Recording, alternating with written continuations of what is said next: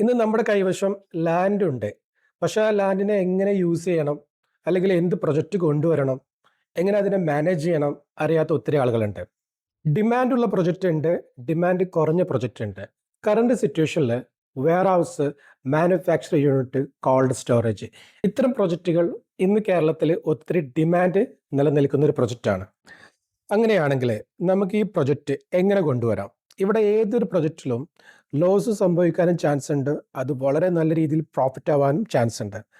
നമുക്ക് ഒരിക്കലും ഒരു രീതിയിലും ഒരു പ്രൊജക്റ്റിലേക്ക് പോകുന്ന സമയത്ത് അത് ലോസിലേക്ക് പോവാതെ കൃത്യമായിട്ടുള്ള ഒരു ഗൈഡ് ലൈനോട് കൂടിയിട്ട് അതിലേക്ക് ഇൻവെസ്റ്റ്മെന്റ് ചെയ്യാൻ റെഡിയാണ് എന്നുണ്ടെങ്കിൽ തീർച്ചയായിട്ടും നിങ്ങൾക്കതൊരു പാസീവ് ഇൻകമായിട്ട് ലോങ് ടൈമിലേക്ക് നിൽക്കും.